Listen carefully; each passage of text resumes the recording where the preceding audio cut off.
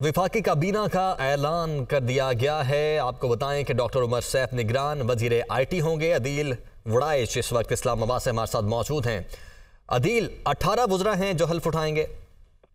जी 18 वज़रा हैं जो हलफ उठाएंगे। अब से चंद मिनट बाद तकरीब शुरू होने जा रही है। अरेंजमेंट हो गया है। जिन शख्सियात ने हल्फ लेना है वो ईवान सदर पहुंच गई हैं। और इस हवाले से ये इशू जो बहुत एक ऐसा इशू जो इंटरनेशनल लेवल पे हाईलाइट भी हुआ है, तो इस हवाले से वो शख्सियात जिनका इस वक्त रेलेवेंस बनती है, जो अपना किरदार अदा कर सकते हैं, जो पाकिस्तान का फेस होंगे, जो जब तक इंतखाबात नहीं होते, जो कि बज़ाहिर नजर आ रहा है अगले 7-8 माह जो इंतखाबात होते नजर नहीं आ रहे, जिसमें इलेक्शन कमीशन ने अगरचे अभी अनाउंस करना है, लेकिन जो इस वक्त सिचुएशन जो नजर आ रही है, जो ग्राउंड रियलिटीज नजर आ रही हैं, तो वो यही नजर आ रही है कि ये जो निगरान सेटअप है ये तवील अरसा चलता नजर आ रहा है। तो ऐसे में ये निगरान काबीना जो है, माजी की निगरान जो काबीना थी उससे काफी मुख्तलिफ है और इस पे बहुत सी उम्मीदें इससे लगी हुई हैं इस निगरान काबीना पे। इसलिए भी उम्मीदें हैं कि इस वक्त मुल्क जिन हालात। अच्छा आदिल, उम्मीदें तो बहुत सी हैं इस टीम से, लेकिन इस टीम के लिए चैलेंजेस क्या क्या होंगे ये बताइए।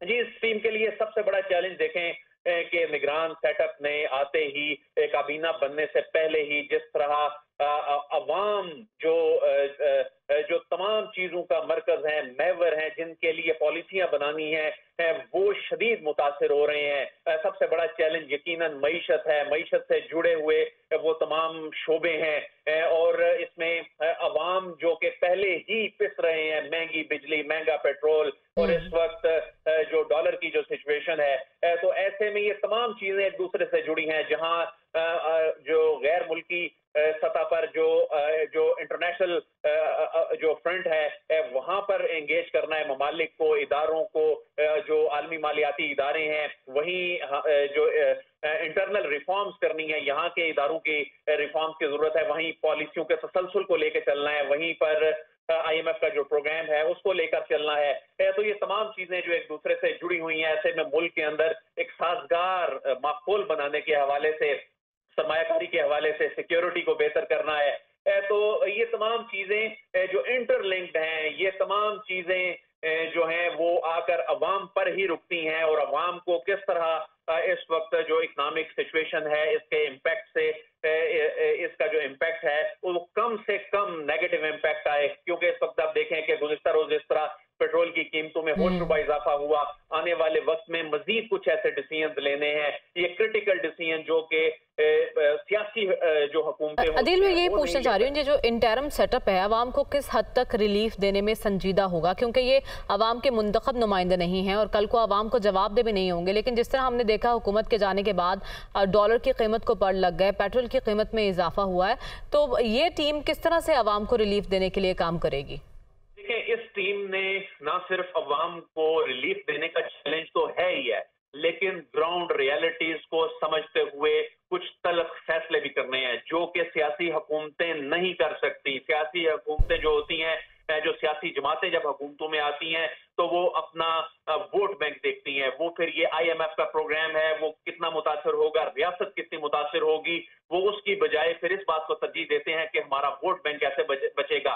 मिसाल के तौर पे जिस तरह भी इस्लामाबाद इंटरनेशनल एयरपोर्ट को आउटसोर्स करने जा रहे हैं 15 साल के लिए, इसके बाद निजकारी के बड़े मराहल शुरू होने हैं। तो जब निजकारी के मराहल की जानिब जाते हैं तो हजारों लोगों के रोजगार, हजारों खानदानों के रोजगार का मसला सामने आता है, तो उसमें सियासत आड़े आ जाती है।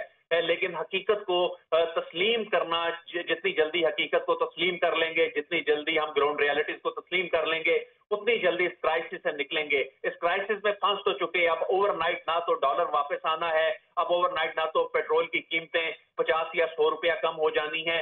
ये एक पॉलिसियों के तसलसल के नतीजे में स्टेबिलिटी की जानिब बढ़ना है। उसी सूरत में ही एक वक्त ऐसा जरूर आएगा, उम्मीद कर सकते हैं कि अवाम को इसके रिलीफ मिलना शुरू है। लेकिन अगर हम कहें कि अभी इन इक़दामात के नतीजे में और अभी इन फैसलों के नतीजे में कोई अवाम को रिलीफ मिल जाए, ये अभी मुमकिन होता नजर नहीं आ रहा। लेकिन एक चीज जो बड़ी खुशाइंद है कि जिस तरह से जब हुकूमतें जारी होती थी और जब नई हुकूमतें आती थी तो उसमें अपनी अपनी तरजीहात होती थी, उसमें रियासत को किन चीजों से फायदा या नुकसान हो रहा है ये नहीं देखा जाता था।